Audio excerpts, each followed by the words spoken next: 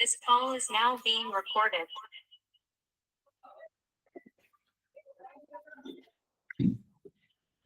Spine सीधी, 3 बार ओम का उच्चारण और उसके बाद प्रार्थना। ओम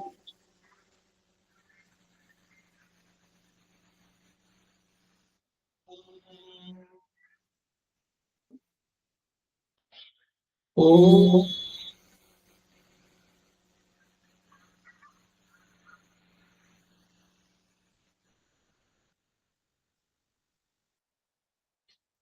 ओम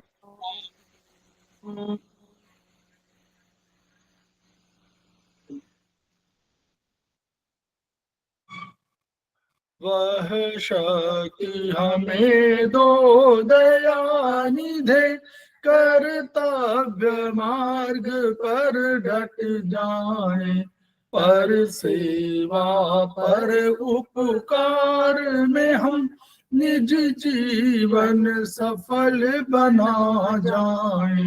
वह शक्ति हमें दो दयानिधे, कर्तव्य मार्ग पर डट जाए।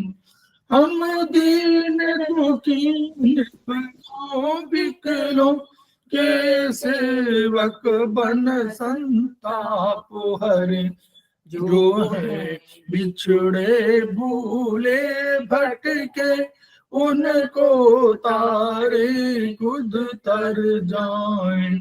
वह शक्ति हमें दो दयानिधे, कर्तव्य मार्ग पर डट जाए।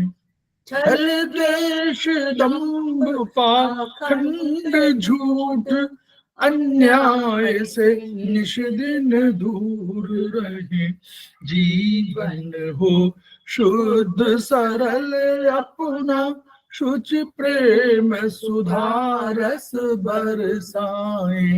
वह शक्ति हमें दो दयानिधे, कर्तव्य मार्ग पर डट जाए। निज आन मान मर्यादा का प्रभु ध्यान रहे, अभिमान रहे, जिस देव भूमि में जन्म लिया, बलिदान उसी पर हो जाए।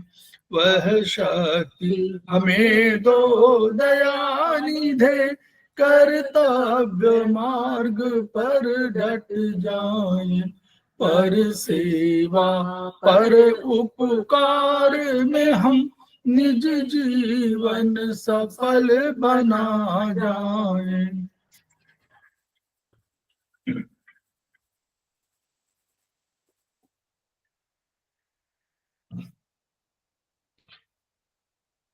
समवायी क्लासेस में आप सभी का स्वागत है।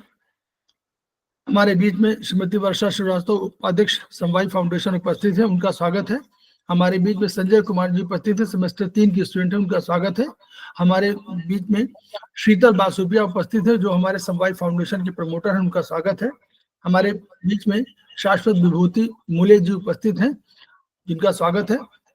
हमारे बीच में प्रतिमा राज जी उपस्थित है, सेमेस्टर 1 की स्टूडेंट है और हमारे समवायी फाउंडेशन की प्रमोटर हैं, उनका स्वागत है। हमारे बीच में शोभना जोशी जी उपस्थित हैं, उन्होंने आज ज्वाइन किया है, उनका स्वागत है। हमारे बीच में विष्णु प्रकाश सक्सेना जी उपस्थित हैं, वो हमारे समवायी फाउंडेशन के प्रमोटर हैं और सेमेस्टर 6 कर चुके हैं। इसके अतिरिक्त अगर और किसी ने ज्वाइन किया है तो उन्हें सभी का स्वागत है। तो हम लोग समवायी फाउंडेशन के सदस्य हैं और हम लोग एक्यूप्रेशर शोध प्रशिक्षण एवं उपचार संस्थान प्रयागराज से संबद्ध हैं। वहां के मनीषी ब्रह्मलीन MP खेमका सर के हम कृतज्ञ हैं, उनकी ऋणी हैं, जिनकी वजह से संस्थान आज इस रूप में, जो मूर्त रूप आपको दिखाई दे रहा है, इस रूप में उन्हीं की देन है। उनके प्रति हम हमारा ऋण है हम लोगों का, और हम लोग उसको कोशिश करेंगे कि हम उसको चुकाएं। इसके अतिरिक्त जो एक्यूप्रेशर से जिन्होंने मुझे परिचित कराया है, प्रोफेसर सुषमा ओझा, उनके प्रति भी मैं कृतज्ञता ज्ञापित कर रहा हूं, क्योंकि अगर उन्होंने बेसिक में बढ़िया से नहीं पढ़ाया होता तो शायद हम लोग आगे के कोर्सेज के लिए आगे नहीं बढ़ते। संस्थान का एक मोटो है, each one reach one, each one treat one, each one teach one. उसी को आपके माध्यम से जन जन जागरण अभियान के तहत पूरे विश्व में फैलाने का सपना हम लोग देख रहे हैं। और हमें विश्वास है कि जो सपना हम देख रहे हैं वो मूर्त रूप होगा आपके माध्यम से। और ये विधा जो अपेक्षाकृत कम खर्चीली है, उसका लाभ केवल आपको ही नहीं मिलेगा बल्कि समस्त पीड़ित मानवता को मिलेगा। इन्हीं शब्दों के साथ हम लोग अपने विषय को आगे बढ़ा रहे हैं। चीनी दार्शनिकों ने माना था कि जीवन में ब्रह्मांड की समस्त वस्तुएं जितनी भी हैं वो सब 5 तत्वों के आपसी सहयोग का परिणाम है। वे तत्व कौन कौन से थे? उन्होंने कहा काष्ठ, वुड। दूसरा उन्होंने कहा कि अग्नि, फायर। तीसरा उन्होंने कहा कि अर्थ, पृथ्वी। चौथा उन्होंने कहा मेटल, धातु। और पांचवा उन्होंने कहा जल, वाटर। और इन सब के लिए उन्होंने अपनी ऊर्जाएं बताई। सबकी अपनी अपनी ऊर्जा है, सबके अपने रंग बताए। और रंग कहां से लिए? सूर्य की किरणों से लिए। तो इस आधार पर उन्होंने एक विधा शुरू किया, चिकित्सा विधा। इसमें 2 नए कंसेप्ट आए थे, इन यांग। प्रकृति ने अपने को 2 रूपों में प्रकट किया। प्रकृति के बल हैं ये, और वो बल एक इन बल है और एक यांग बल है। इन बल नीचे की ओर गया और उसने पृथ्वी की रचना किया, और यांग बल ऊपर की ओर गया और उसने स्वर्ग की रचना किया। स्वर्ग के रिप्रेजेंटेटिव हमारे हो गए सूर्य। तो सूर्य यांग, सबसे बड़े यांग के रूप में प्रतिनिधित्व कर रहे हैं। फिर एक उनका मेरिडियन सिस्टम आया। उन्होंने कहा मेरिडियन। तो मेरिडियन जो मार्ग था, वो मेरिडियन क्या था? इसको उन्होंने कहा कि ऊर्जा का जाने का रास्ता। ये क्यों जरूरत पड़ी? क्योंकि उन्होंने कहा भौतिक शरीर के साथ साथ एक ऊर्जा शरीर जुड़ा हुआ है, और जब ये ऊर्जा शरीर हमारा बीमार पड़ता है तभी बीमार पड़ते हैं, तभी भौतिक शरीर बीमार पड़ता है। तो ये ऊर्जा का कंसेप्ट जो था, ऊर्जा 3 रूपों में मिली। एक तो मिली आपको किडनी में, माता पिता से, ईश्वर से, प्रारब्ध से। दूसरी मिली आपको ब्रह्मांड से, जो 2-2 घंटे के अंतराल में 24 घंटे में 12 ऑर्गन्स में आई। और तीसरा, जो आप खाना पीना या वायु या वनस्पतियां इनका लेते हैं, वो तीसरी ऊर्जा थी। इन ऊर्जा के सम्मिलित प्रयास से यही ऊर्जा शरीर में आती है और फिर ये अंदर जाती है शरीर में। ये कंसेप्ट उनका था।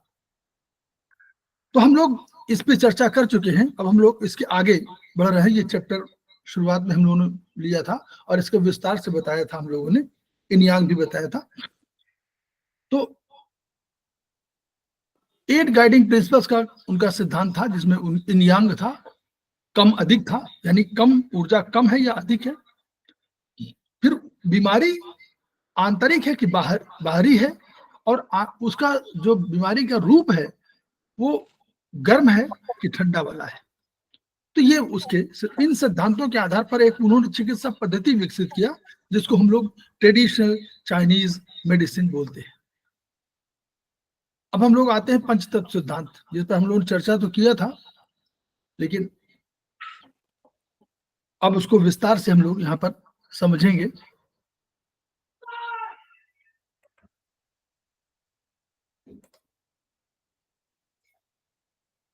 शेयर हो रहा है?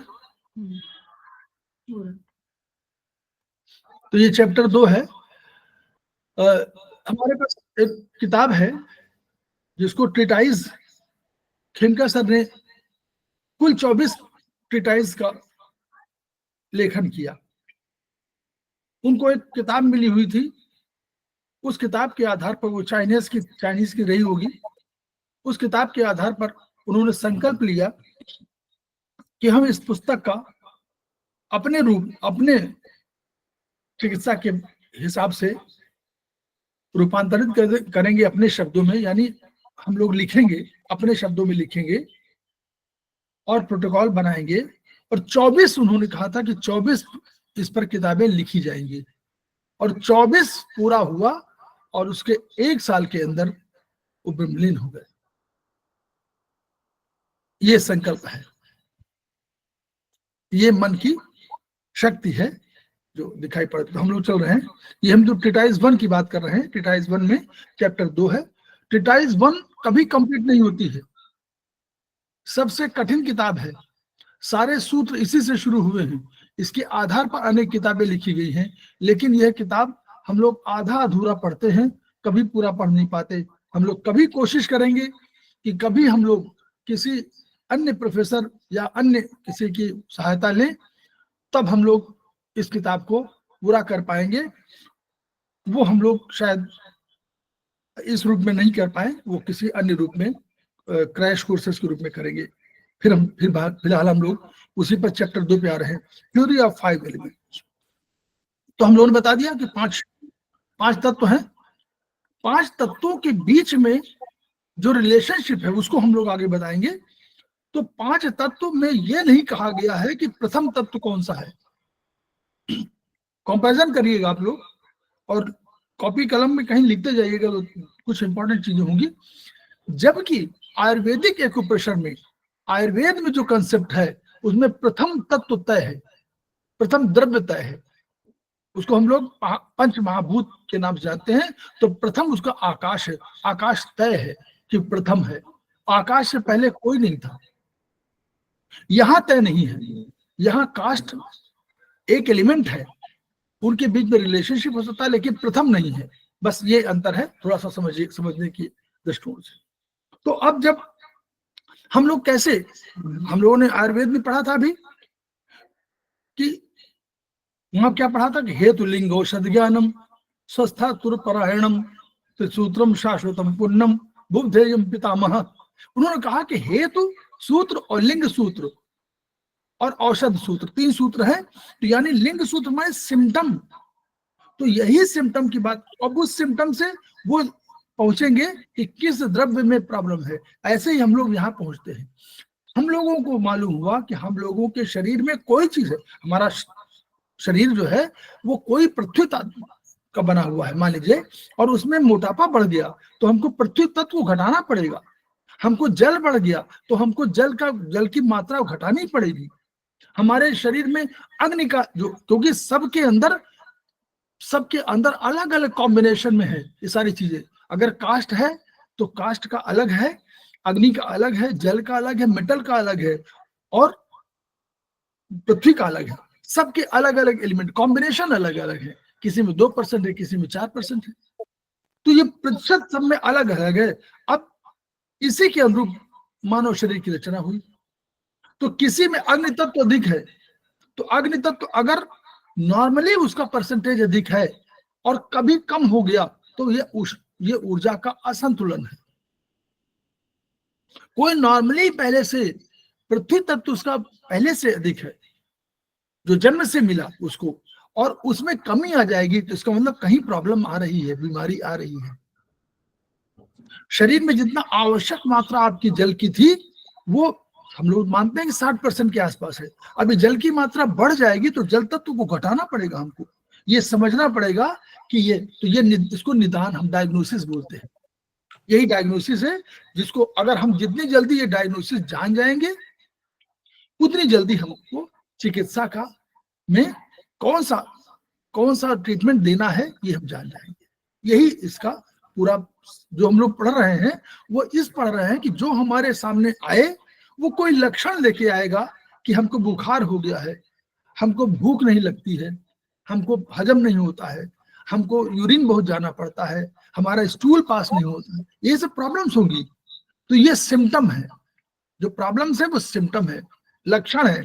इनके आधार पर हमको तय करना पड़ेगा कि ये किस इसी 5 पंचतत्व जो है, इन पंचतत्वों में से कौन सी चीज प्रभावित हुई है, कौन सी चीज में असंतुलन हुआ है। क्योंकि ऊर्जा के असंतुलन का सिद्धांत है, this is treatment of energy, treatment by energy, treatment of energy. तो हम इस जो of energy by energy for energy कर रहे हैं, यह इसी का ऊर्जा का सिद्धांत है, और ऊर्जा के संतुलन को बनाना, मेंटेन रखना है। ये संतुलन नहीं हुआ, बिगड़ा, तो अल्टीमेटली हम बीमार पड़ गए, और हमने जितनी जल्दी इसको जीत लिया उतनी जल्दी हम स्वस्थ हो गए। अब आगे तो यही आवश्यकता में लिखा हुआ है कि इन अवयव ऑर्गन्स जो है हमें हर, अब इन तत्वों से जो ये एलिमेंट है, इन तत्वों से हमारे कुछ अवयव ऑर्गन्स, शरीर के ऑर्गन्स जुड़े हुए हैं।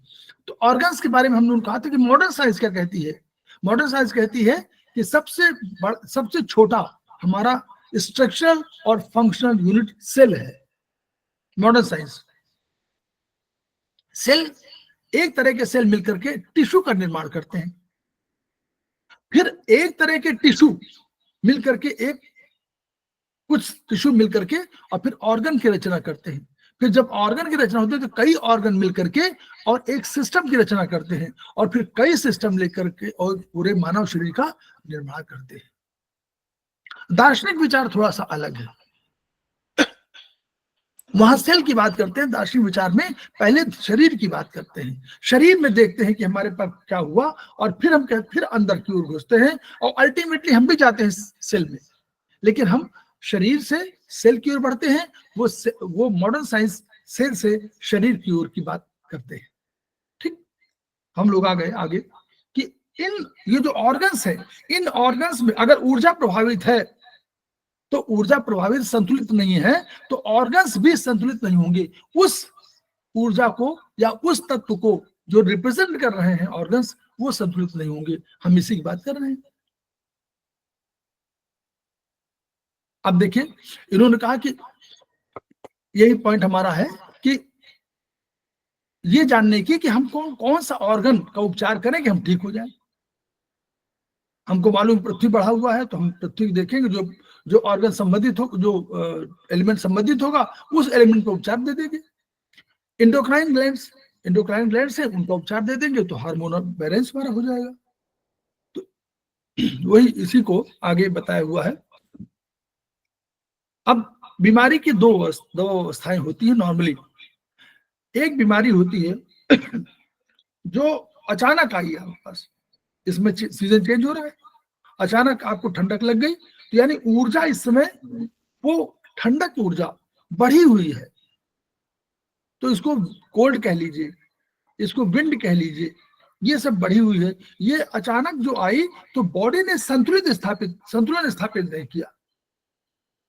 अगर आपका इम्यूनिटी बढ़िया है तो उसने संतुलन स्थापित कर लिया, इम्यूनिटी ठीक नहीं है तो उसने संतुलन स्थापित नहीं किया, तो आपको ठंडक लग गई। तो ये हम इसी चीज को जाना, तो इसको जो एक्यूट आई, इसको एक्यूट बोलते हैं। तत्काल जो आई उसने एक्यूट आई, अचानक ऊर्जा का प्रवाह आया और उसने आपको बीमार कर दिया, ये एक्यूट कहलाती है, मतलब तात्कालिक बीमारी इसको बोलते हैं। ये बहुत झंझावात की तरह आई, झंझावात की तरह आती है और अचानक आपको बुखार आ जाएगा, खांसी आ जाएगी, जुकाम हो जाएगा, तमाम चीजें होंगी। एक बीमारी होगी जब इसको रोग को हमने विजय पा लिया, हटा दिया तो खत्म हो गई। लेकिन अगर खत्म नहीं हुई तो ये हमारे शरीर के अंदर प्रवेश कर जाती है और फिर के धीरे धीरे, जिसको हम लोग चाहे टॉक्सिन के रूप में कहें, चाहे इन्फेक्शन के रूप में कहें, कुछ भी कहें, अल्टीमेटली उस ऑर्गन को, उस सेल को प्रभावित करने लगती है और फिर वो बीमारी बढ़ जाती है। इसको हम लोग क्रॉनिक बोल देते हैं। दो तरह बीमारियां हो गई, एक क्रॉनिक जो पुरानी और एक हमारा एक्यूट, और इन दोनों के बीच में एक मध्य वाली बीमारी हुई जो क्रॉनिक के रूप में उनके बीच में है। हम लोगों ने 5 तत्वों की बात किया था। हम लोगों ने कहा था कि यांग ऊर्जा ऊपर गई, उसने स्वर्ग का निर्माण किया, और इन ऊर्जा नीचे गई जिसने पृथ्वी का निर्माण किया, और इसके बीच में मनुष्य का प्रादुर्भाव हुआ। मनुष्य जो जन्म लिया इनके बीच में लिया। तो अब हमारे पास और भी चीजें हैं। ऊपर उन्होंने आकाश की बात नहीं किया था, लेकिन उन्होंने कहा था ऊपर गई स्वर्ग की रचना किया, तो स्वर्ग की बात किया था उन्होंने।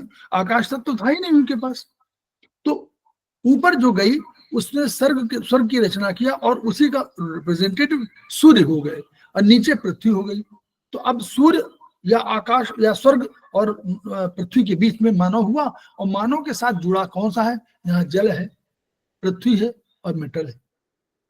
कास्ट भी है उसमें, सारे पदार्थ हैं। तो इन पदार्थों के आधार पर हम लोगों को देखना है कि ये 5 तत्व संबंधित कौन कौन से हैं। अब देखिए, ये चार्ट हम लोगों ने एक बार देखा था, इस चार्ट को ही देखिएगा, बहुत बढ़िया चार्ट है, इसी चार्ट को समझना है।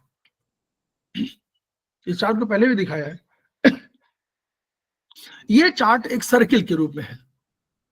इस सर्किल में हम लोगों ने कहा था कि 5 हमारी है ना, हमने कहा था कास्ट में वुड, फिर दूसरा हमने कहा था कि अग्नि, फिर तीसरा हमने कहा अर्थ, चौथा हमने मेटल और पांचवा जल। तो पांचों देखे एक सर्किल में, एक बड़े सर्किल में बनाए गए हैं और उनका उनका अपना अपना सर्किल है।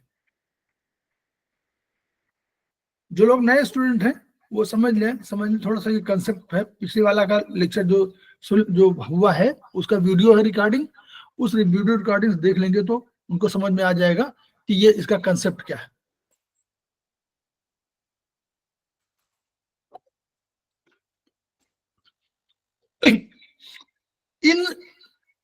इन ऑर्गन अंदर की तरफ होते हैं, यांग ऑर्गन बाहर की तरफ होते हैं।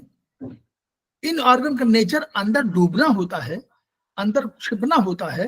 यांग ऑर्गन का कंसेप्ट बाहर की तरफ होता है, यांग ऊर्जा का, अभी ऑर्गन की बात नहीं, यांग ऊर्जा का बाहर की ओर निकलना होता है, बहिर्मुखी होती है, विरल होती है, ऊपर की ओर उठती है, अग्नि की तरह होती है, अग्नि जैसे ऊपर की ओर उठती है। और इन ऊर्जा नीचे की तरफ जाती है, अंतस्थल में, मतलब इनर साइड में वो छिपना चाहती है। ये कंसेप्ट है।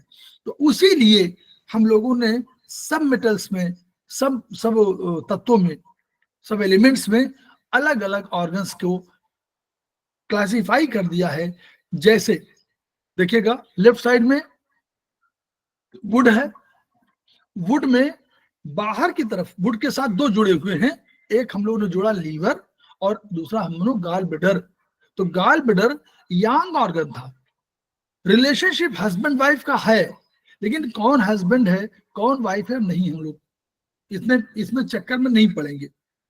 चाइनीज कहते हैं कि यांग ऑर्गन वाइफ है और इन ऑर्गन हस्बैंड है। हमारे भारतीय उसमें कुछ लोग कह देते हैं कि जैसे लीवर, कि इन ऑर्गन जो है वो नारी है और यांग ऑर्गन पुरुष है। कहीं हम लोगों ने क्लासिफाई भी किया होगा इन यांग में, लेकिन हमारा इस पर कोई विवाद मत करें, क्योंकि ये अगर इसमें पढ़ेंगे तो हम हॉलो ऑर्गन और सॉलिड ऑर्गन की बात करेंगे, जो वास्तव में थ्योरी है। सॉलिड ऑर्गन वो है जो इन ऑर्गन है और हॉलो ऑर्गन वो है जो यांग ऑर्गन है। क्लियर कंसेप्ट, यहां नोट कर लीजिए। तो लीवर जो है सॉलिड ऑर्गन है, इन ऑर्गन है, तो वो अंदर की ओर है। इसलिए इसमें देखिए चित्र में उसका जो सर्किल है उसमें लीवर अंदर की ओर दिखाया गया है। हाँ बोलिए। हाँ सर। ठीक। यांग ऑर्गन गाल ब्लैडर है, वो बाहर की ओर दिखाया गया है। अब आगे आइए। वुड ने रचना किया। वुड किसका फादर है? अग्नि का फादर है। वुड में जंगलों में अपने आप आग लग जाती है, घर्षण से, फ्रिक्शन से अपने आप आग लगती, कोई आग लगाता नहीं है। तो ये अग्नि जो है, वुड अग्नि को प्रज्वलित करती है, यानी बनाती है, तो उसकी मदर या फादर हो गए, ये पेरेंट्स हो गए। जो ये वाले वुड वाले दोनों करेक्ट वो है ऑर्गन, ये उसके पेरेंट्स हो गए। किसके पेरेंट्स हो गए? अग्नि के जो ऑर्गन्स होंगे। तो अग्नि के ऑर्गन में क्या है? एक है हमारा स्मॉल इंटेस्टाइन, जो हमारा यांग ऑर्गन है। तो यांग ऑर्गन होने की वजह से बाहर की तरफ दिखाया जाएगा। देखिए बाहर की तरफ दिखा हुआ है कि नहीं? स्मॉल इंटेस्टाइन बाहर की ओर है कि नहीं? इस सर्कल के बाहर की ओर है, ऊपर। ठीक। नीचे उससे जुड़ा हुआ हार्ट है, तो हार्ट इन है, वो सॉलिड ऑर्गन है, वो अंदर की ओर है।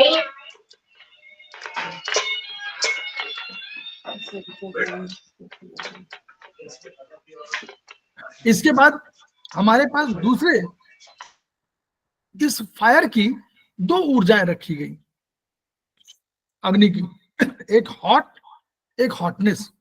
एक गर्मी हीट हुई और एक हॉटनेस हुआ।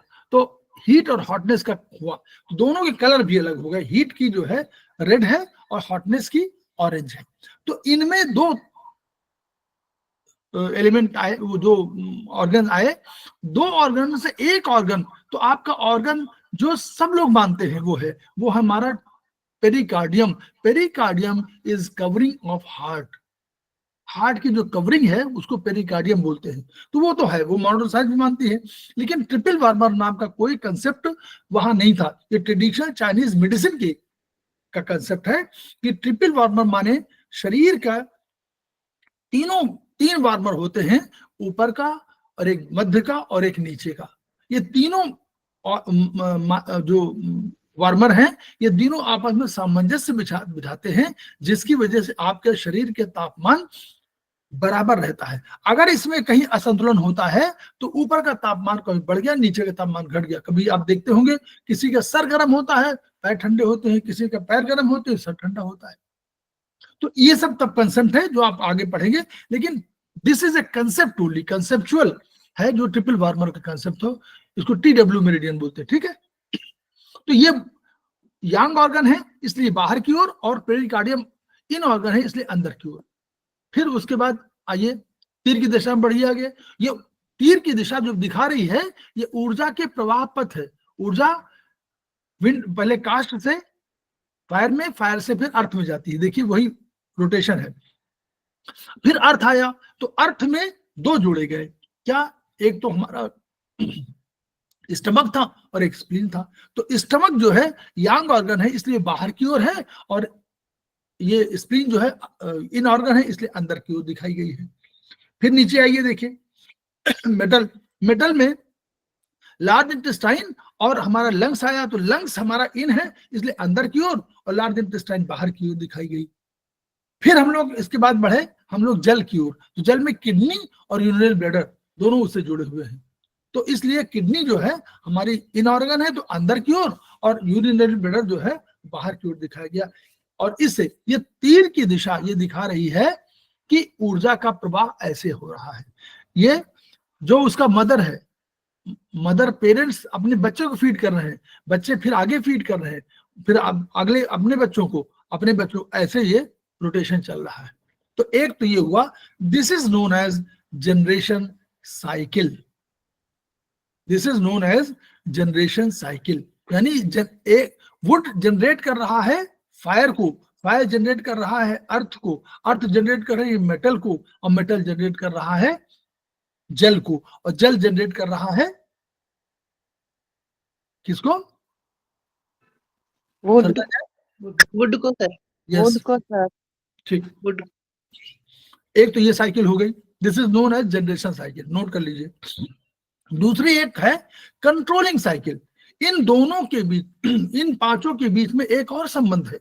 यही नहीं कि ये पिता, अब इस सिद्धांत के अनुसार क्या हुआ कि अगर हम लोग कहें पहले वाला जनरेशन, अगर हम लोग कहें कि लीवर इज मदर और फादर, जो भी कह ले, ऑफ हार्ट, सही है ना? बोलिए। जी जी सर। वो जनरेट कर रहा है ना, क्रिएट कर रहा है। और heart is mother of spleen, mother या फादर जो भी कह लीजिए। यस सर, हाँ जी। Spleen is parent of lungs, yes sir. Lungs is parent of kidney, kidney is parent of liver. Liver. ठीक, ऐसे हम लोग मान सकते हैं। ये पेरेंट्स के रिलेशनशिप में है।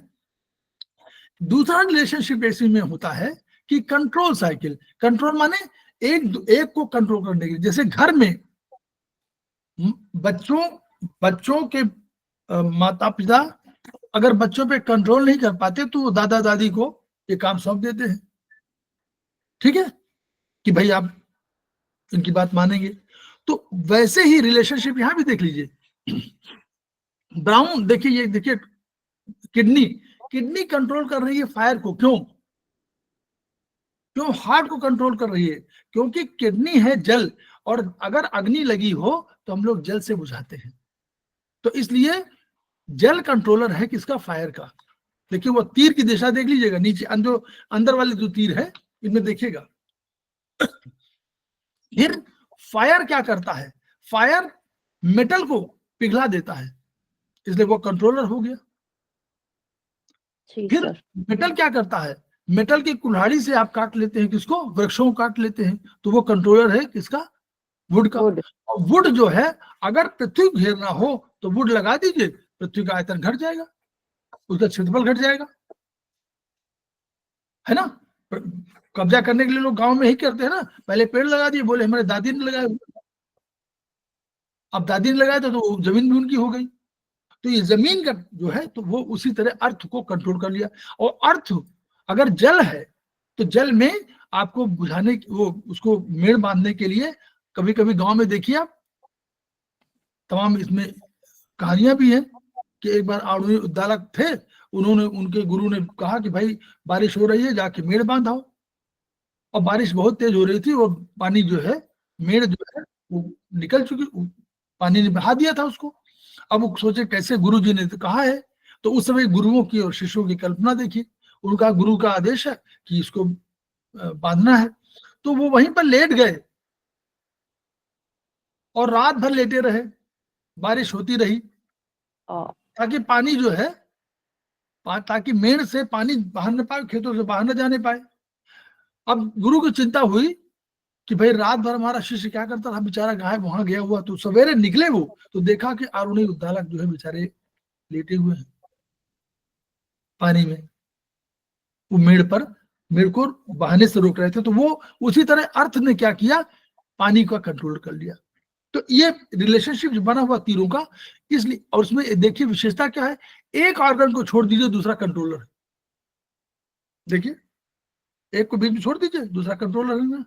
तो ये रिलेशनशिप है कि दे आर कंट्रोलर। कंट्रोलर का यूज कहाँ होना है, जब यूज कहाँ होना है इससे, कि जब हम कहेंगे कि देखिए इसमें लिखा हुआ हरा रंग, कहाँ हरा, कहीं लिखा हुआ है हरा, कहीं दिख रहा है आपको?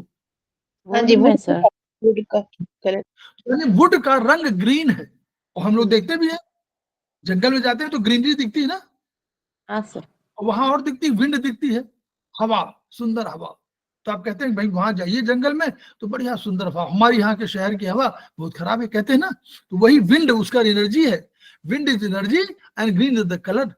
इसको भूलिए नहीं कभी। वुड में जो चीज मिलती है वही आप समझ लीजिए, ग्रीनरी मिलती है और विंड मिलेगी, तो वो उसका कलर है। तो अगर मान लीजिए कोई कहे कि हमको लीवर की ऊर्जा बढ़ानी है और कलर बता दीजिए, तो कौन सा कलर इस्तेमाल करेंगे? ग्रीन। Green, yes.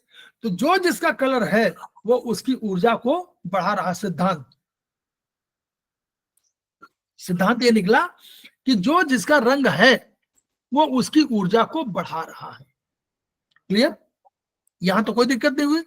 तो जितने भी हैं, अगर मेटल है तो उसमें लिखा हुआ है ब्राउन, तो यानी अगर लंग्स की ऊर्जा बढ़ानी है तो ब्राउन कलर।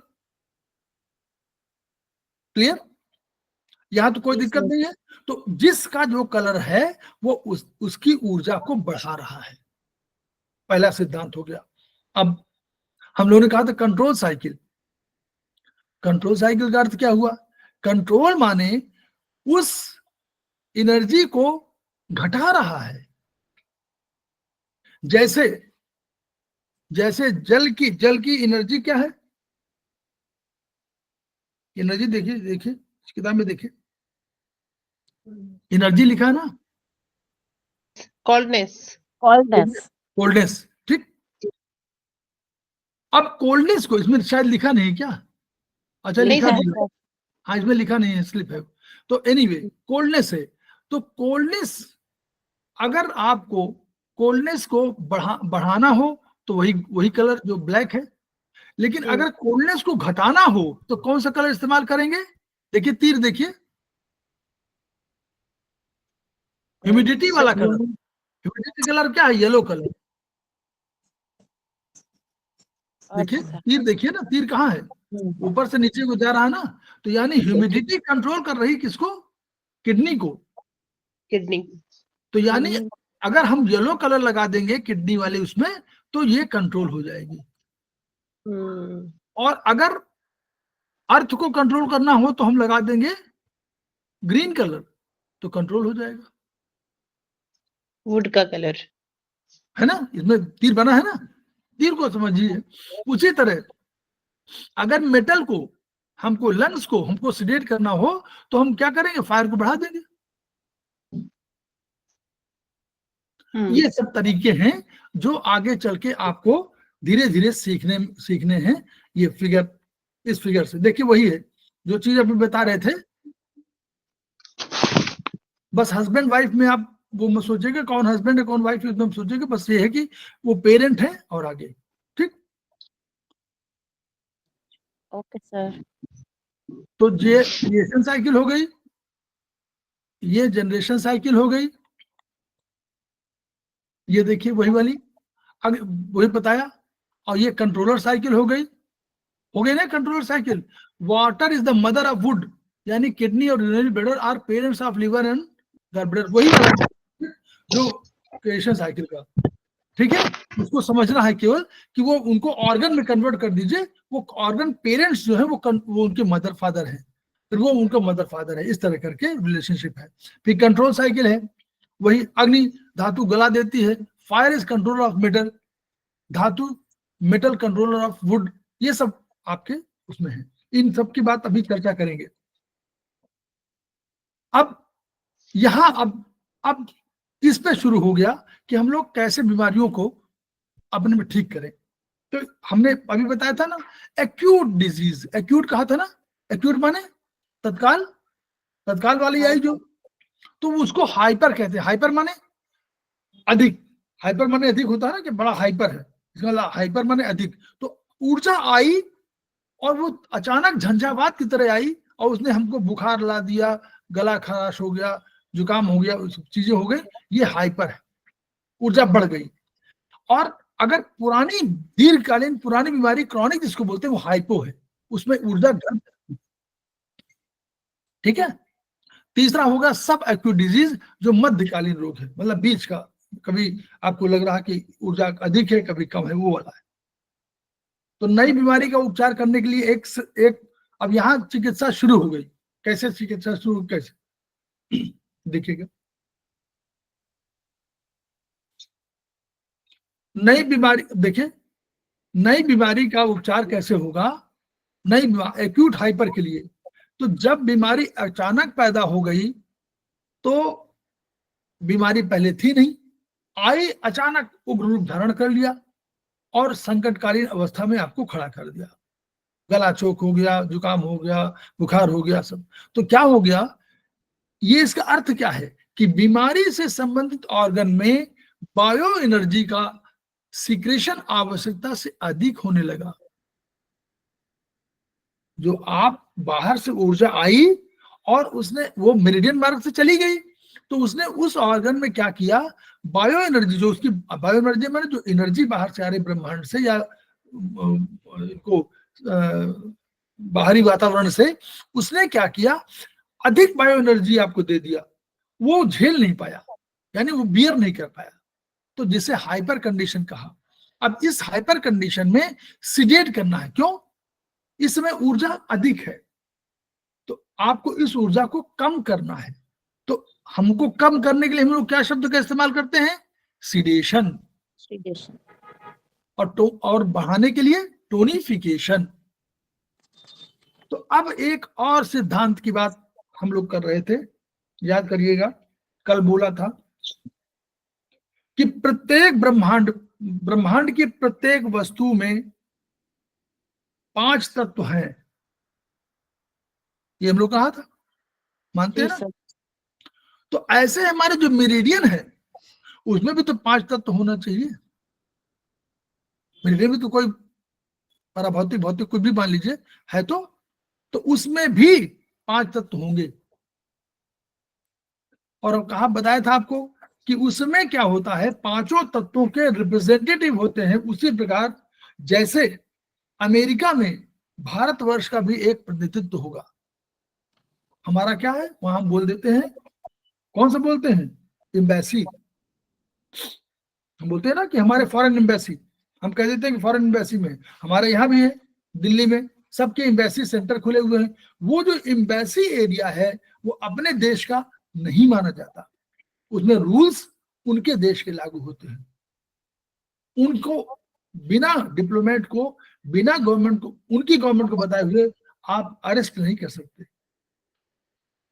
कोई कार्यवाही नहीं कर सकते, क्योंकि वो जो जगह है वो उनका उनकी जगह मानी जाती है। ऐसे ही प्रत्येक मेरिडियन में कास्ट, फायर, अर्थ, मेटल और वाटर से संबंधित एक एक पॉइंट होता है। कल बताया था पूरा विस्तार से, याद करिएगा आप लोग। हाँ सर। कल दिखाया था ना उसमें कि लंग्स में 11, 10, 9, 8, 5 होता है ना, ऐसे 11, 10, 11, 10, 9, 11, 10, 9, 8, 5 ये उसका है। फिर उसी तरह हार्ट में भी है, सब में है 9, 8, 7, 4, 3 इस तरह करके है। फिर कहीं पेरिकार्डियम में 9, 8, 7, 5, 3 है। तो इस तरह करके आपको धीरे धीरे याद करने पड़ेंगे, और इसको सुविधाजनक करने के लिए हम आपको कोशिश करेंगे कि आपको एक अलग से चार्ट भेज दें जिसको आसानी तरीके से याद कर सके, वो हम भेज देंगे, इसी ग्रुप में डाल देंगे। तो अब इसमें देखिए, इसमें रिलेशनशिप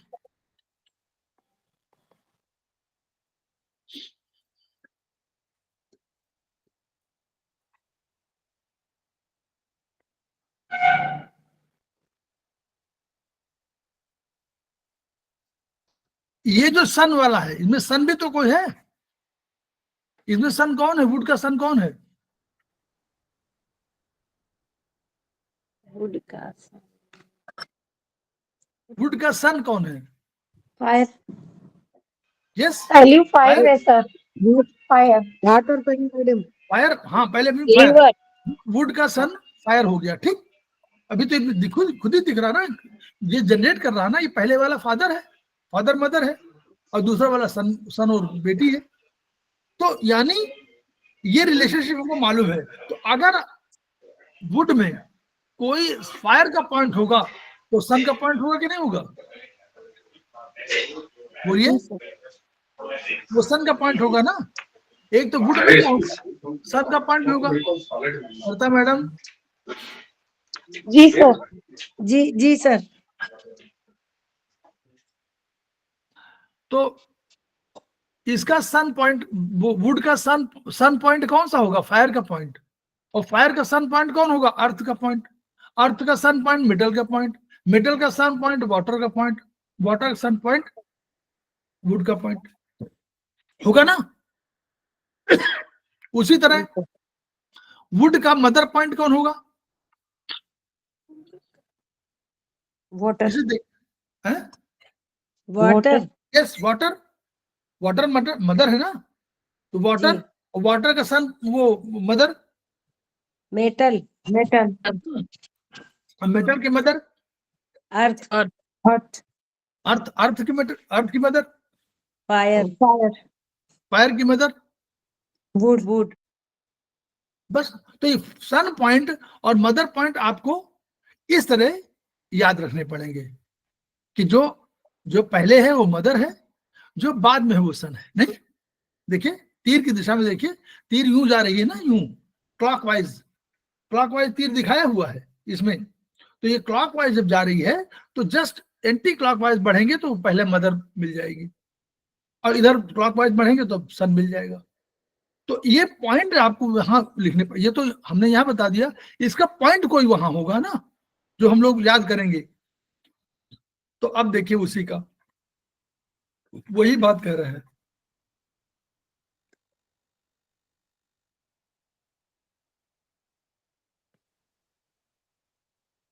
उसने कहा कि अगर ऑर्गन में बायो एनर्जी अधिक हो गई है तो हमको उसे सिडेट करके घटाना पड़ेगा। इसे सिडेशन ऑफ ऑर्गन बोलेंगे। और यही इसी को आगे है, पॉइंट ऑफ सिडेशन कौन है? 12 में से प्रत्येक मेरिडियन में एक स्पेसिफिक सिडेशन पॉइंट होता है जो उसका सन पॉइंट होता है। यानी उसी ऑर्गन में जो सन पॉइंट हो उसको आप सिडेट कर देंगे तो वो क्या होगा? सन ऑर्गन में ट्रांसफर हो जाएगी एनर्जी। जैसे मदर के पास कोई पैसा हो तो क्या करती है? अब उसके बेटे ने कहा कि हमको तो फिल्म देखने जाना है, भले कोई विरोध कर रहा हो, तो मदर चुपचाप उसको तुरंत पैसे दे देती है। तो ये जो क्या है, ऊर्जा को, ऊर्जा ही तो है, पैसा तो रुपया ऊर्जा ही तो है, तो ऊर्जा का ट्रांसफर ऐसे, तो अगर सन पॉइंट को ट्रीट कर देंगे तो ऊर्जा ट्रांसफर हो जाएगी। ये कंसेप्ट है, इसको नोट कर लीजिए, बहुत बढ़िया पॉइंट है, यहीं से चिकित्सा की शुरुआत हो गई। लंग्स में आप पढ़ेंगे, अभी आपको याद नहीं है, LU5 is the water point. Lungs की एनर्जी चलती है कैसे, तीनों। जब भी एनर्जी इसकी बात करेंगे पॉइंट्स की, तो हम लोग कास्ट पहले लेंगे, फिर फायर लेंगे, फिर वुड लेंगे, फिर वो सॉरी अर्थ लेंगे, फिर अर्थ के बाद मेटल लेंगे, मेटल के बाद वाटर लेंगे। तो इसकी एनर्जी लंग्स की चलेगी कैसे, एनर्जी या मतलब पॉइंट 11, 10, 9, 8, 5, 5 माने जल की एनर्जी। तो जल की एनर्जी वाटर पॉइंट हो गया LU5। ये LU5 नोट कर लीजिए भी, LU5 कोई पूछे कि LU5 का कलर क्या है, तो हमको क्या बताना है, बताइए। ये नए लोगों के लिए टेस्ट है, पुराने ब्लू लोग हो गया, ब्लैक, ब्लैक, ब्लू हो जाएगा water black, point. Black, black, very good. ये ब्लैक होगा, क्यों, क्योंकि दिस इज वाटर पॉइंट, ये रिप्रेजेंट कर रहा है वाटर को, ये लंग्स को रिप्रेजेंट नहीं कर रहा। क्लियर। उसी तरह अब आप देखिएगा LU11, मैंने पहले पढ़ा था ना, LU11, 11, 10, 9, 8, 5, तो 11 माने कास्ट का, LU11 कास्ट का पॉइंट है, उसकी एनर्जी क्या होगी, विंड, विंड। गुड, ऐसे ऐसे प्रश्न पूछे जाएंगे, ठीक है। तो इनमें कंफ्यूज, इन 5 पॉइंट पर वही एनर्जी होगी जो उसका पॉइंट है। क्लियर, बस इन 5, और इसके अलावा 5 का, और लंग्स में कोई 11, 10, 9, 8, 5 को अलग कर लीजिए, इसके बाद कोई भी 4 अलग करने पड़ेंगे, एक तो उसी का होगा, लंग्स का भी तो एक पॉइंट होगा, 11, 10, 9, 8, LU8 इसी पॉइंट होगा, तो LU8 तो वही एनर्जी रहेगी, लेकिन शेष और सबकी एनर्जी 4 को छोड़ करके शेष सबकी एनर्जी लंग्स की एनर्जी होगी। क्लियर, बोलिए। इन 5 वैल्यू को छोड़ दीजिए, तो 5 में 4 ही तो हुए, एक तो अपना लंग्स का ही है, एक तो लंग्स का मेटल का भी तो पॉइंट होगा कोई, तो लंग्स का मेटल का पॉइंट तो मेटल के कलर होगा या मेटल की एनर्जी होगी, लेकिन और जितने होंगे इन 4 को छोड़ करके शेष सबकी एनर्जी वही होगी जो लंग्स की एनर्जी होगी। लंग्स की एनर्जी हम लोग कहते हैं ड्राइनेस, और लंग्स का हम लोग कलर बोलते हैं ब्राउन और व्हाइट। ब्राउन। तो हम लोग बस वो मानेंगे, लेकिन शेष 4 को हम लोग छोड़ देंगे, 4 की एनर्जी अलग अलग हो जाएगी। तो इसमें पॉइंट ऑफ ऑक्सीडेशन कौन सा है, जो उसका सन पॉइंट है उसी ऑर्गन में होगा, लंग्स में ही होगा, लंग्स में ही है, LU5 लिखा हुआ है, तो LU5 को सिडेट कर देंगे तो तुरंत एनर्जी लंग्स से चली जाएगी, किसमें, लंग्स का बेटा कौन है, साइकिल, लंग्स का बेटा कौन है, Li, फायर, लंग्स का बेटा, बेटा आगे बढ़िए, K10, जल, जल, हाँ जल, किडनी, किडनी, तो किडनी में ट्रांसफर हो जाएगी ऊर्जा। क्लियर,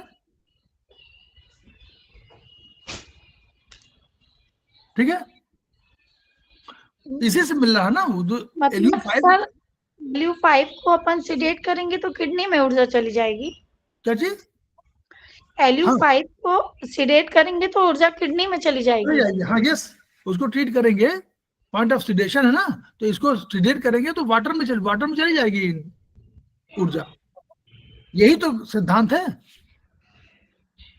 क्लियर, तो ये इस तरह सारे लंग्स, लार्ज इंटेस्टाइन, सबका स्टमक, स्प्लीन, हार्ट, इनका सबका पॉइंट है, जो जिसका देखिए। अब स्टमक का ST45 क्या है, किसका, ST45 जो मेटल पॉइंट है, क्यों, स्टमक का जो सन कौन होगा, स्टमक अर्थ है, अर्थ का सन कौन होगा, मेटल। जी सर, ऊपर वाला भूलिए नहीं, चक्र को याद रखिए दिमाग में, चक्र मेटल, को याद रखिए। तो वो देखिए, तो मेटल पॉइंट ST45 है, उसमें चलता होगा 43, 41, 36, 45-44 इस तरह चलेगा वो वाला, तो इसलिए वो है 45 नंबर मेटल का पॉइंट है। तो 45 मेटल का पॉइंट है, तो ST 45 को सिलेक्ट करेंगे तो मेटल में चली जाएगी एनर्जी। ये इसका कंसेप्ट है। Clear? Clear? Point of sedation है, इसको सिडेट कर देंगे तो चली जाएगी। या अगर आपको कुछ नहीं करना होगा, LU5 में आप मेथी लगा देंगे तो भी चली जाएगी। सुन लीजिए, LU5 में मेथी लगा देंगे तो भी ट्रांसफर हो जाएगी। सरिता जैन, जी सर। LU5 में सिडेशन होगा, लेकिन अगर आप भूल जाए LU5 में आप मेथी लगा दोगे तो भी वही रिजल्ट रहेगा, उतना परसेंटेज में भले न रहे। क्लियर? Okay sir. धीरे धीरे याद रखना, सबको धीरे धीरे याद आएगा। जो लोग नए हैं मत सोचे कि बहुत चीजें पता नहीं क्या सब आ रहा है, ऐसा मत सोचिएगा। ये सब धीरे धीरे आपको भी ज्ञान मिलेगा, सबको मिलेगा।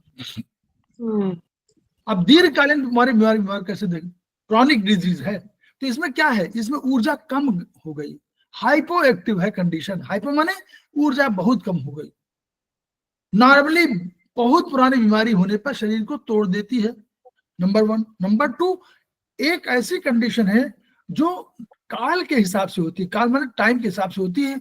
वृद्धावस्था, जो बाद में जरावस्था, ये सब वही अवस्थाएं हैं, धीरे धीरे एनर्जी कम होने लगती है, तो वो हाइपो एक्टिव कंडीशन है। ऐसे में ऑर्गन की बायो एनर्जी बढ़ानी होती है, तो उसके लिए टोनिफिकेशन ऑर्गन। ठीक है, तो ये क्या है, पॉइंट ऑफ टोनिफिकेशन क्या है? जो देखिए, प्रत्येक ऑर्गन में, प्रत्येक मेरिडियन में एक स्पेसिफिक टोनिफिकेशन पॉइंट होता है, उसका मदर पॉइंट होता है। वही आ गया ना, मदर से आपने ले लिया, आपको मिल गई। सन को आपने सन को तुरंत दे देना है और मदर से ले लेना है। तो देखिए, LU9 को आप टोन करोगे तो जैसे LU9 को टोन करेंगे तो अर्थ पॉइंट जो है वो, क्यों LU9 क्या है, 11, 10, 9 अर्थ पॉइंट है। अर्थ पॉइंट को टोन करेंगे तो लंग्स में ऊर्जा आ जाएगी। क्यों? एक और तरीका इसका समझने का तरीका एक और भी है। देखिए, चक्र को मत भूलिए,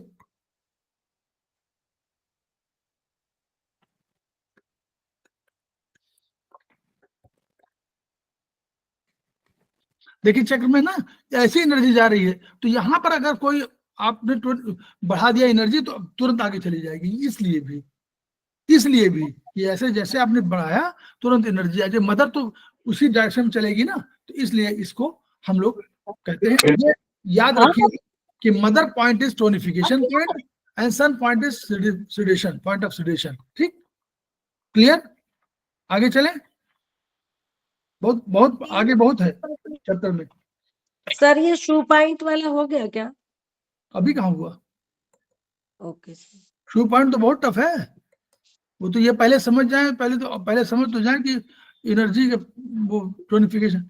अब ये है, ठीक है, तो ये मध्यकालीन में क्या है, बीमारी बहुत पुरानी नहीं हुई, नई भी नहीं है, तो ये हमको देखना पड़ेगा कि ऊर्जा घटी है कि बढ़ी है। कभी ऊर्जा कम होगी, कभी अधिक होगी, तो हम उसको समझ करके धीरे धीरे हमारा ज्ञान बढ़ेगा, तो हम उसको देख करके उसके कंट्रोलर ऑर्गन। देखिए, एक और पॉइंट है, जब देखेंगे समझेंगे तो हम लोग को समझ में आने लगेगा कि एनर्जी बढ़ रही घट रही है, तो हम लोग वैसे ही इलाज करेंगे। दूसरा पॉइंट क्या है, एक और अभी हम लोग इस चक्र की बात कर रहे थे, बड़े चक्र की, ऊर्जा का ये तरह, तो ये डायरेक्शन बढ़ रही है और इस डायरेक्शन में घट रही है। अब देखिए, अगर किसी ऑर्गन को सेडेट करना हो, एक और नया पॉइंट नोट कर लीजिए, अगर किसी को सेडेट करना हो किसी ऑर्गन को, तो उसके कंट्रोलर ऑर्गन को टोन कर दीजिए। कैसे? बेटे, मतलब आपके बेटे कंट्रोलर आपके पिता हैं, ठीक है, तो आपके बेटे जो आपकी बात नहीं मान रहे हैं, उनको रोकना है, उनको मनवाना है, या उनको नालायक, मतलब थोड़ा सा नटखट है तो उसको ठीक करना है, तो बाबा की शक्ति बढ़ा दीजिए तो डांटना शुरू कर देगा। ठीक? तो यानी ऑर्गन को सिडेट कर दिया, ऑर्गन माने बेटा, बेटे को सिडेट करना है, उसको उसकी ऊर्जा घटानी है, तो कंट्रोलर ऑर्गन कौन है उसका? दादा। तो दादा का एनर्जी बढ़ा दीजिए तो वो आपको रोक देगा। यही कंसेप्ट है इसका कि किसी को ऑर्गन को सिडेट करना हो तो जो कंट्रोलर है उसको बढ़ा दीजिए तो वो कंट्रोल कर लेगा, और किसी उल्टा कर दीजिए, किसी को कंट्रोलर ऑर्गन को अगर हमने सिडेट कर दिया तो इसकी ताकत बढ़ जाएगी। नहीं, किसी ऑर्गन को टोन करना हो तो कंट्रोल ऑर्गन को सिडेट कर दीजिए तो इसकी ताकत बढ़ जाएगी, टोन हो जाएगा। तो इस तरह हम लोग इस चिकित्सा में दो तरह का प्रयोग कर सकते हैं, कंट्रोलर ऑर्गन सिस्टम से और क्रिएशन सर्किल से। अब ये 5 उसका है, 5 एलिमेंट चार्ट में जो तमाम और है रोगी का स्वाद देख करके, तो वो वाला हम लोग पढ़ने की कोशिश कर रहे हैं। वो वाला चार्ट पढ़ लें तो ये वो बहुत बड़ा चार्ट है।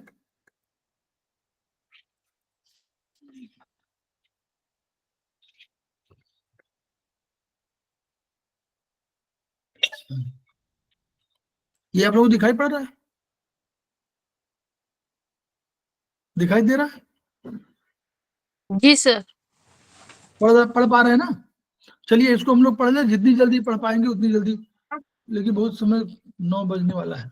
9:05 कितने बजे तक हम लोग करेंगे? 5, 9:05, 9:10 कितने बजे तक जी करेंगे? सर। 9:05 तक। जी सर। तो 5 मिनट जी है, सर। लेकिन वो आप समझ लीजिए, तो इसको धीरे धीरे समझना है। ये बहुत बड़ा पॉइंट है और उसको समझना बहुत वो है। 5 एलिमेंट चार्ट है, इसमें दिख रहा है आप लोगों को? सब नहीं दिख रहा? जी सर, मैंने बुक निकाल ली सर। नहीं, जो जिनके पास बुक नहीं है उनको थोड़ा वो अपने यहाँ जूम कर लें। वो बोलिए, नए लोग बोलिए। शाश्वत विभूति मैडम, आप हाँ दिख रहा है सर, आप लोग दिख को? रहा है। हाँ सर, जूम करके दिख रहा है। अब देखिए दिख इसमें, रहा है। देखिए इसमें एलिमेंट है वो सारे वुड, फायर, अर्थ, मेटल, और उसकी एनर्जी 6 है, और उनके यांग और इन ऑर्गन दिए हुए हैं। तो दूसरा लिखा है ऑर्गन, और तीसरा दिया हुआ है आपका कि कौन सा वो है। अब एनर्जी। देखिए इसको हम आप लोग भी देखते जाइए, मैं भी देख रहा हूँ अपनी किताब से, मैं भी देख रहा हूँ। इसमें दूसरी एनर्जी है। देखिए एनर्जी पढ़िएगा, तो एनर्जी में जो वुड क्या है, वुड में, वुड माने जंगल, हम लोग कह रहे हैं ना, वुड माने जंगल। जी और सर। वुड की एनर्जी क्या है? विंड। विंड है ना? तो विंड की एनर्जी है, और फायर की एनर्जी हीट और हॉटनेस है, ये हम लोग जान गए। फिर जी। अर्थ की एनर्जी ह्यूमिडिटी। अर्थ माने इसलिए कि अर्थ में बारिश वारिश बहुत होती है, तो ह्यूमिडिटी, सौंधी सौंधी सुगंध आती है, ह्यूमिड, और ह्यूमिडिटी बढ़ जाती है। आप याद करिए कि कहते नहीं कि बड़ा ह्यूमिडिटी हो रही है अब बारिश वारिश में, तो ह्यूमिडिटी उसका कैरेक्टर है, इसलिए उसको ह्यूमिडिटी कह दिया गया है। मेटल माने अगर किसी में पानी का तत्व निकाल दिया जाए तो वो और क्या है, और भारी हो जाता है ना? ड्राई हो जाता है। भारी हो जाता है, और पानी निकाल लीजिए और पानी बढ़ा दीजिए, जल अगर हो जाए तो आप देखिए हल्का हो जाता है। बहुत से पदार्थ आप देखते होंगे, आप सब्जी में देख लीजिए, जिसमें पानी अधिक होता है उसमें खूब बढ़िया वो आपको पानी मिल भी जाता है, बारिश जो गर्मी वर्मी में होते हैं। तो ये ड्राइनेस माने ड्राइनेस उसकी होगी तभी वो मेटल भारी हो पाएगा। और कोल्डनेस नेचुरली आप समझ सकते हैं जल की होगी, जल की शीतलता उसका गुण है। दूसरा क्या है? सीजन पे ध्यान दीजिए। सीजन माने ऋतु में अब जो सबसे बढ़िया ऋतु हम लोग कौन से मानते हैं? हमारे यहाँ बसंत ऋतु। बसंत। बसंत ऋतु, उसको ऋतुराज कहा जाता है। तो बसंत ऋतु, स्प्रिंग, सबसे बढ़िया हवा स्प्रिंग में। क्लियर हो गया? तो आपको याद करने की जरूरत नहीं है, मानी बसंत ऋतु, स्प्रिंग, उसमें सबसे बढ़िया हवा। दूसरा समर, गर्मी कब होगी? समर में, फायर, हीट। समर हो गया। फिर ह्यूमिडिटी को लेट समर कह दिया गया। क्यों? अगर हम लोग, ये चाइना का कंसेप्ट है, अगर हम लोग यहाँ होते तो हम बारिश कह देते, तो बारिश से ह्यूमिडिटी भी हो जाती और बारिश से हमारा, इसको लेट समर कहना पड़ा उनको। लेट समर माने समर के बाद की स्थिति, तो बारिश होती है हमारे यहाँ। तो ये समझ लीजिए कि लेट समर हम लोग बारिश को कह रहे हैं।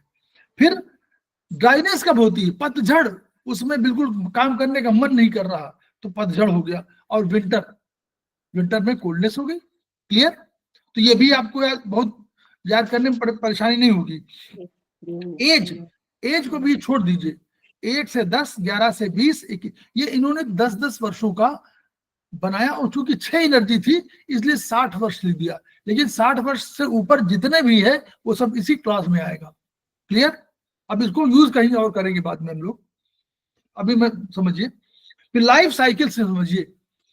लाइफ साइकिल में एक्टिविटी, आप देखिए 1 से 10 साल के बच्चे में उल्टा समझिए, अगर एक्टिविटी उसमें नहीं है तो उस बच्चे में थोड़ी सी समस्या है, ये ध्यान रखें। ऐसे उल्टा करिए चिकित्सा के दृष्टिकोण से। अगर 1 से 10 साल के बच्चे में एक्टिविटी होना चाहिए, अगर वो एक्टिविटी नहीं है, एक्टिव उतना नहीं है, तो उसकी समस्या है। क्लियर? ऐसे समझिए चिकित्सा में। दूसरा है 11 से 20 में ग्रोथ, 11 से 20 के बच्चे का ग्रोथ नहीं हो रहा है तो प्रॉब्लम है। 21 से 20 के बच्चे का फुल ग्रोथ नहीं हो रहा है तो प्रॉब्लम है, क्योंकि 25 साल में सारी हड्डियां विकसित हो जाती हैं, रीमॉडलिंग भी हो जाती है, तो अगर उसमें उसको नहीं हो पा रहा है तो प्रॉब्लम है। फिर यहां से फुल ग्रोथ के बाद प्रॉस्पेरिटी, 31 से 40 तक जितना बनना है आपको, शरीर स्वस्थ जितना बनना है हो चुका। अब 40 वर्ष के बाद ग्रोथ नहीं होती है, फिर डिटेरिएशन होता है, तो उसको फिर बाद में बोल दिया गया एट्रोफी। एट्रोफी माने क्षरण, सेल कुछ डैमेज होना शुरू हो जाते हैं। जितने सेल बनते हैं उससे अधिक संख्या में सेल डैमेज होते हैं। ये मत मानिए कि मोटापा हो जाता है, मोटापा अलग चीज है। सेल जितने बनते हैं वो तो एट्रोफी इसको बोलते हैं कि सेल डैमेज हो रहे हैं, और अंत में ओल्ड एज कह दिया, और उसके बाद अल्टीमेटली डेथ। अब डायरेक्शन वहीं से ले लीजिए, साउथ वाला वो साउथ ईस्ट से शुरू हुआ, साउथ एक उसका हो गया फायर का, सेंटर पृथ्वी का सेंटर ले लिया गया कि सेंटर है, और उसके बाद वेस्ट और नॉर्थ वेस्ट, और उसके बाद नॉर्थ। तो ये उनका अपना कंसेप्ट है। फिर बॉडीज कंपोनेंट्स में देखिए, बॉडी कंपोनेंट, बॉडी पार्ट्स में ये क्या है, देखिए सिस्टम, हमारे शरीर में बहुत से सिस्टम है, तो मसल सिस्टम लीवर से जुड़ा हुआ है। अगर मसल में कोई प्रॉब्लम होती है तो लीवर की समस्या है मेन। मसल में कोई प्रॉब्लम होती है, मसल्स में, तो लीवर की समस्या है। इससे ये यहां डिराइव करिए इसको। दूसरा सर्कुलेटरी सिस्टम, वो हार्ट से जुड़ा हुआ है। सर्कुलेटरी सिस्टम हार्ट से जुड़ा हुआ है, यानी अगर सर्कुलेटरी सिस्टम में कोई प्रॉब्लम है इसका मतलब हार्ट में प्रॉब्लम है, और हार्ट में प्रॉब्लम है तो सर्कुलेटरी सिस्टम प्रॉब्लम है। फिर जो पेरिकार्डियम और ट्रिपल वार्मर है, इसको जोड़ा गया नर्वस सिस्टम से, ब्रेन के सिस्टम से, ब्रेन सिस्टम से जोड़ा गया है इसको। और आपका देखिए अर्थ, फ्लेश से जोड़ा गया है, मांस। अर्थ क्यों? अगर मांस आपका बढ़ नहीं रहा, मतलब आपका मेद नहीं बढ़ रहा, तो कहते नहीं कि बड़े सूखे से है, तो वो वाला, तो फ्लेश जो है जुड़ा हुआ है अर्थ से। और फिर स्किन और बॉडी हेयर, ये है मेटल से, लंग्स की वजह से। स्किन लंग्स कंट्रोल करता है स्किन को, और बॉडी हेयर को, शरीर के जो बाल हैं उनको लंग्स, उनमें प्रॉब्लम कोई है तो लंग्स की प्रॉब्लम है। और ये वाले बाल, सर के बाल और आपकी बोन, इनका संबंध है किडनी से, जल से। तो अगर उनमें समस्या होगी तो ये, इस चार्ट का ये अर्थ है। इस चार्ट को इस रूप में पढ़िएगा तो आप लोगों को अधिक अच्छा लगेगा। फिर ओपनिंग देखिए, आईज, लीवर आंखों में खुलता है। सेंटेंस नोट कर लीजिए, ये आगे चल के पढ़ेंगे चैप्टर 7 में। लीवर आंखों में खुलता है, और यही से नोट कर लीजिए कि अगर आंखों की बीमारी है तो लीवर की समस्या है ना, तो लीवर आंखों में खुलता है। दूसरा, हृदय वाणी से अव्यक्त होता है। हृदय वाणी से अव्यक्त होता है। टंग, वाणी के लिए कौन है? टंग ही तो बोलती है, वही तो बताती है। तो वाणी, हृदय वाणी से अव्यक्त होता है, यानी टंग, हृदय के लिए टंग, वो टंग होके फायर करिए। माउथ, लिप्स, माउथ क्यों? स्टमक का ओपनिंग क्या है? माउथ, यहीं से खाना खाते हैं, और जैसे खाना खाते हैं ये समझ लीजिए ये पूरा स्टमक का पार्ट है ये माउथ। इसलिए अगर लिप्स की कोई समस्या है तो आप समझ लीजिए कि स्टमक की समस्या है। लिप्स आपके कट फट रहे हो, लिप्स में कोई प्रॉब्लम हो रही हो तो स्टमक हीट को घटाना है। क्लियर? नोट करते जाइए। नोज, नाक का संबंध आप समझ सकते हैं किससे है? लंग्स से, तो लंग्स वाला हो गया। ईयर, कान, किडनी कानों में खुलती है, किडनी कानों में खुलती है। किडनी की समस्या होगी तो कानों की समस्या होने लगेगी, और इसीलिए ओल्ड एज में सुनाई कम पड़ने लगता है, क्योंकि किडनी डिटेक्ट करती है। इमोशन, बस इमोशन बता दो, बस आगे में नहीं सर, एक चीज इमोशन, पूछना था, एंगर। जैसे आपने कहा था ईयर्स है जो लीवर में है, तो गाल क्या? ब्लैडर, फिर गाल ब्लैडर जो लिखा हुआ उससे नहीं संबंध है आइज का? नहीं, वो कॉम्बिनेशन की बात है, कॉम्बिनेशन की बात कर रहे हैं, वो अच्छा मत सोचिए। लीवर अच्छा। और गालब्लैडर एक ही साथ है, जी वो हम ठीक ठीक। एक ऑर्गन की बात कर रहे हैं, वो तो पूरा ग्रुप है ना, लीवर और गालब्लैडर। गालब्लैडर के गुस्से में, दोनों गुस्से में अंतर आता है। जैसे अभी देखिए क्या, कौन सा पता है?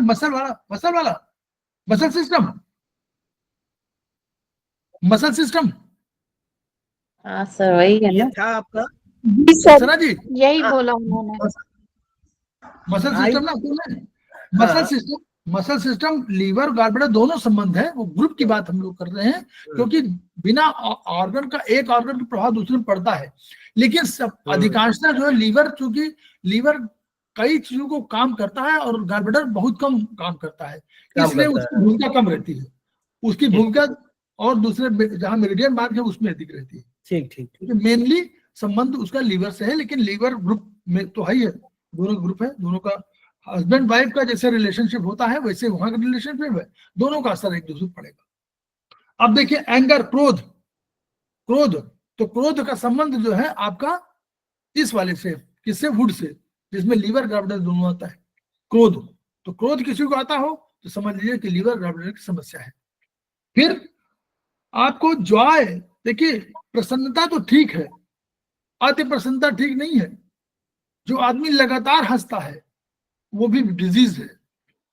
प्रसन्नता होनी चाहिए, लेकिन बहुत प्रसन्नता नहीं होनी चाहिए। और हैप्पीनेस, आनंद आ रहा है तो आपका, देखिए वहां ब्रेन का संबंध भी है, और आनंद यहां भी जुड़ रहा है, पेरिकार्डियम।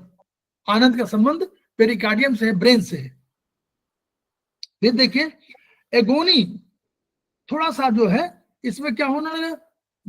दुख शुरू हो गया, दुख शुरू हो गया। आप व्यवहारिक जगत में देख लीजिए, उसी समय आप तमाम समस्याएं आने लगती हैं तो थोड़ा दुखी होने लगते हैं कि अरे पैसा नहीं है, रुपया नहीं, तो तमाम चीजें समस्याएं। फिर सैडनेस, मेंटल का कंडीशन है सैडनेस, दुखी होना शुरू हो जाता है, और अंत में फियर आने लगता है किडनी में। अगर कोई बहुत डर रहा हो किसी से, घटनाओं से, परिस्थिति से, अकेले रहने से, इन सब से, तो उस किडनी का भी रोल है। और अंत में रीजन आपको बता दूं, कलर तो आप जानते ही हैं। ओरिजिनलिटी, 1 से 10 साल के बच्चे में ओरिजिनलिटी होती है। वो खुद बोल देता है कि पापा, आप ही इन्हीं के बारे में बात कर रहे थे जो पापा बहुत डांटते हैं, लीजिए सामने उसके बोल दिया, उसको समझ में नहीं आ रहा कि ये नहीं बोलना है, वो अपने बात से बोल दिया।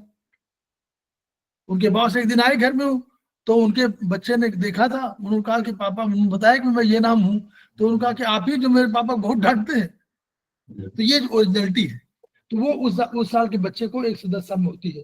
फिर डिजायर इस, फिर अगले वाले 11 से 20 में डिजायर, इच्छाएं जन्म ले लेती हैं।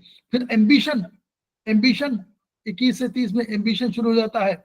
फिर कॉन्शियसनेस, चेतना, मतलब 40 31 40 तक आते हैं मैच्योर हो गए, तो यानी आप समझने लगते हैं कि संसार कैसा है। और अंत में विल पावर बढ़ जाती है, और अंत में बुद्धि आ जाती है 50-60 पर।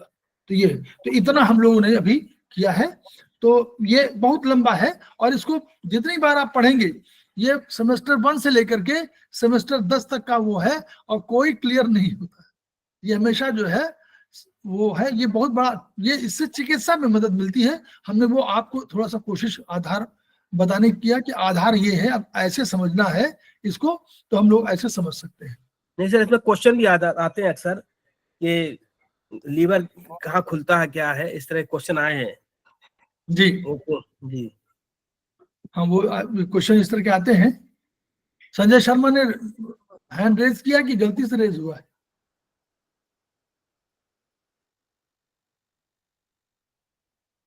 तो हम लोग जो है इसको यहीं पर अभी छोड़ते हैं। हम लोग इस वीडियो को शेयर करें और अपना ज्ञान बढ़ाने के लिए हम लोग दूसरे को ज्ञान बांटे भी। बांटने से हम लोग का अपना ज्ञान बढ़ेगा। और एक ही धन है, विद्या धन, जो नष्ट नहीं होता है, जो खत्म नहीं होता है और बढ़ता है। तो ऐसा करके हम विधा के लिए, विधा के प्रति न्याय कर पाएंगे, विधा को बढ़ाएंगे तो हमारी अपनी ताकत बढ़ेगी। और जो हमारा सपना है, जो हम लोगों का लक्ष्य है कि हम लोग बीमारी विजय पाएं, लोगों को निरोगी बनाएं, उसकी दिशा में मदद मिलेगी और हमारे खेमका का सपना पूरा होगा। Each one reach one, each one treat one, each one teach one. इन्हीं शब्दों के साथ हम लोग अभी विराम लेते हैं 5 मिनट का, फिर आते हैं। Thank you sir.